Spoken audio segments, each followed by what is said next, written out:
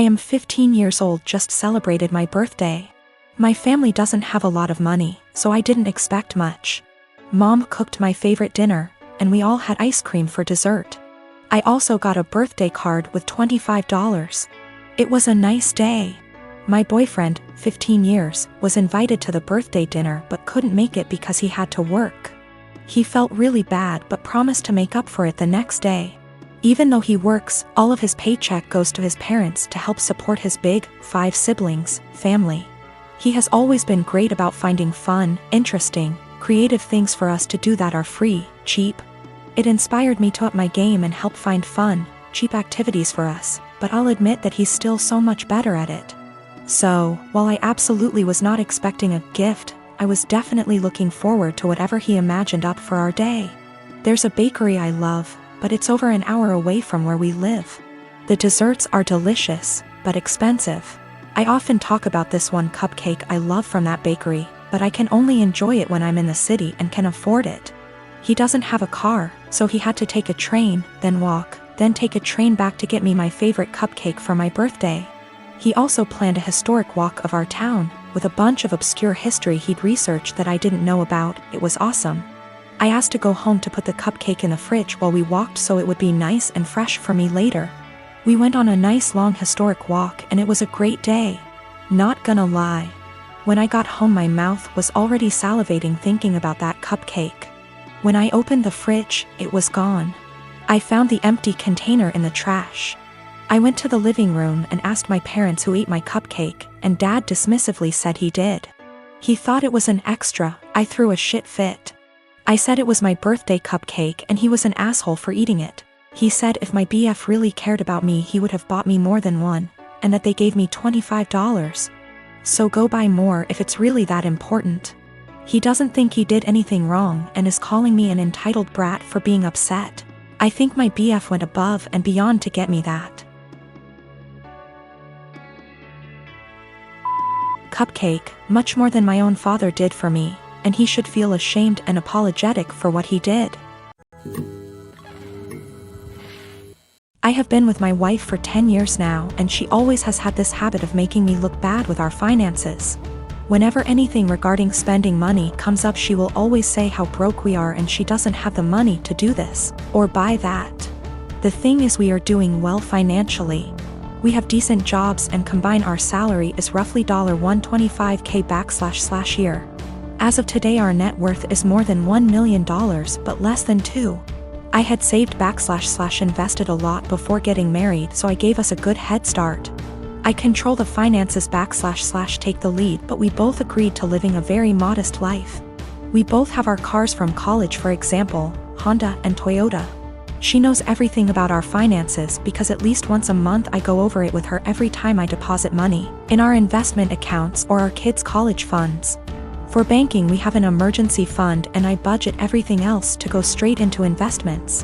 We basically stay right at $10,000 in our bank savings account and $500 in our checking account after bills. Most of the time there is more than $500 in our checkings, but once I pay our CC each month I then move anything extra.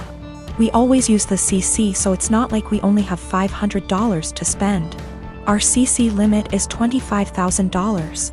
A few months ago we had dinner with her friends and they talked buying a new car. My wife said something like, "I wish I could get a new car, but I'm always broke after paying the bills." We still have our college cars. Wife does not want a new car. She will go on to talk about if she had money what she would want to buy, and it always makes me feel ashamed. This "I'm broke" story has been happening for years.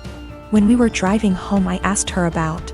She understood we have the money, but it's how she feels because her bank account is always low. I said I can increase our budget or keep more money in our bank if she wants. Since we are doing well I'm okay with spending more. She said no and again was happy with our finances. I explained that when she says we are broke it makes me look bad and I feel ashamed. It's as though I can't provide for the family and / or I am bad with money. She doesn't see it that way. The same conversation has come up numerous times about us being broke. Recently, I reminded her numerous times it makes me feel and look bad in front of friends and family. I told her if she keeps saying stuff like that I will reveal that we are doing well with money. I gave her a few reminders I'd eventually do this, but she kept going with the I'm broke story. At a dinner with her sister and parents, the same I'm broke story came up. I piped in and said, "It's weird to hear a millionaire say they are broke." My wife said, "I'm not though." And I quickly say, "We are millionaires and you know that. We go over our finances every month." Well, the I'm broke story stopped after that and the night went on as usual. A little later the same thing happens with her friends and I use the same line. Now my wife is mad at me for using that line and revealing roughly how much money we have. She said it seems like I'm gloating. I say it's better than making me look like I'm running us into the ground financially. I'm pretty open to us spending money and I don't restrict her spending. She has the CC to spend money monthly. Most of the month we have far more than $500 in our checking, but I move anything above to our investments. Once I pay the CC every month, I know I won't have any big expenses then. If I do, we have the CC limit and the $10,000 emergency cash. We live on a really cheap area and had a low cost of living. We never felt RHE need to upgrade until we wanted to start having kids. I didn't have to change our lifestyle much to save a lot. My job is in demand and pays well because nobody wants to live out in my area. So after expenses I take home a lot more than I would living in a major city. Probably 3 to 4 times more net savings annually if I had to guess. She doesn't want a new car and has told me that multiple times. She doesn't like driving and feels comfortable with her current car. She doesn't know what she wants to do when she retires. I know I'll be golfing, games, and eating edibles most days.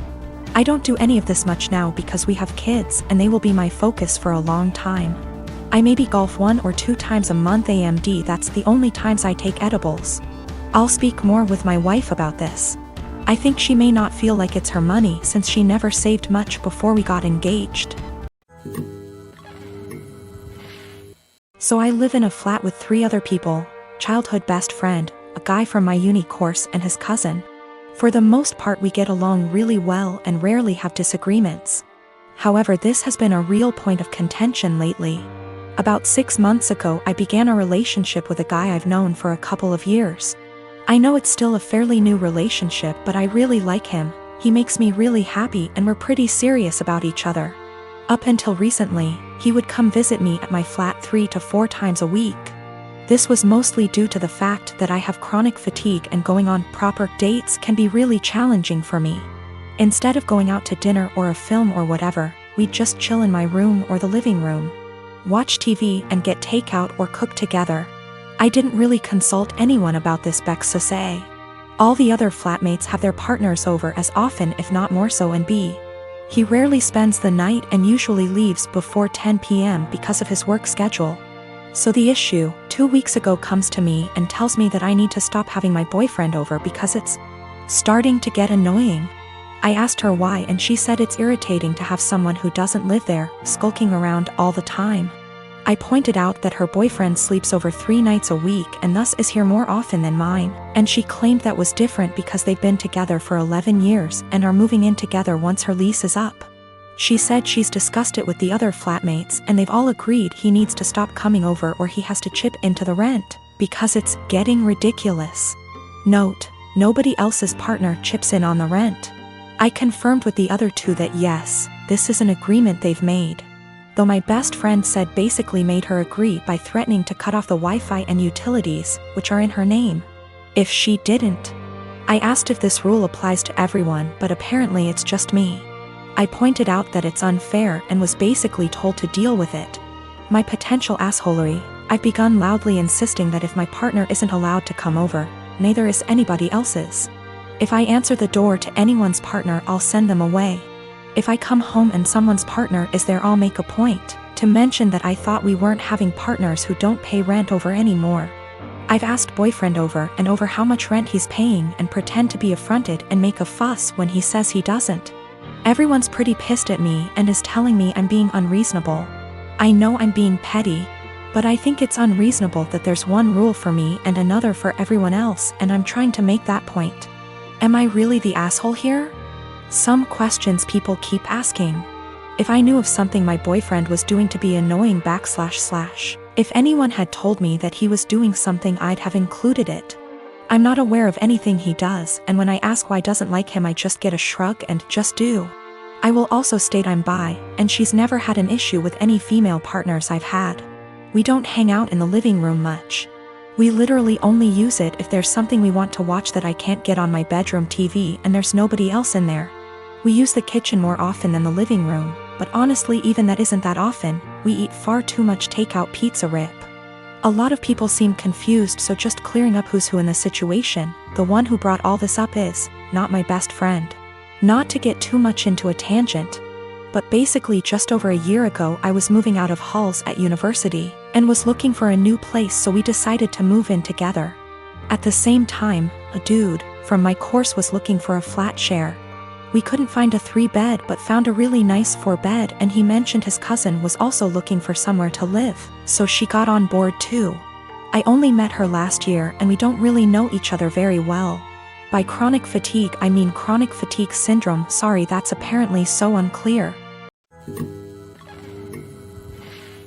My family is Indian American, but I like to think I am pretty progressive. I have a son and a daughter. My daughter has started to become a tomboy over the last 2 years, despises feminine clothing and style. While it has definitely been an adjustment in my perception, I have always tried to be as supportive as possible, and have let her pick her own clothings, only eliminating anything that was graphic or inappropriate. However, my niece was getting married in a traditional, big Indian wedding. While generally all the girls would be wearing formal lehengas, Indian traditional dresses, I dropped it after asking my daughter if she wanted to wear that, and she said no. Only mentioned it once because she really looks up to my niece and I did not want her to feel left out. When I asked her what she wanted to wear, she said that should wear a t-shirt and slacks. But I insisted that she wear a formal clothing of her choice, whether it was a suit, a dress or traditional Indian clothing. This was black tie event. I was making my son wear a formal suit. Everyone was going to be dressed to the nines. I was going to get my son a new suit tailored for the event, and I insisted that she come with and pick a fabric and suit style as well. It could be to her desire, as long as it was appropriate. Like a very typical men's suit or feminine twist like what Zendaya wears. She got angry and said I was constricting her expression. I think she will have to wear formal clothing in other points in her life, whether for work or other formal events. She can express herself however she wants, but dressing appropriately for the occasion is a necessary skill. The wedding has been postponed for now, but I still want her to wear a formal outfit, and she is still mad at me about this. But I want to stress that I don't think my daughter is really the asshole, but she is the sweetest little girl in the world. She is usually very respectful, gets excellent grades and works really hard. I am very proud of her. I do not think my daughter is trans, but I think I have made it clear that it's okay if she or anyone else is. She also generally seems pretty happy with her body. She is actually really fashionable and doesn't really wear baggy clothing or anything, but is more into streetwear. She is the one who showed me who Zendaya is. I think she is at the stage in life where she knows everything, and I, her mom, knows nothing. She wants to rebel for something, but isn't really the type to rebel with something really bad, thank God.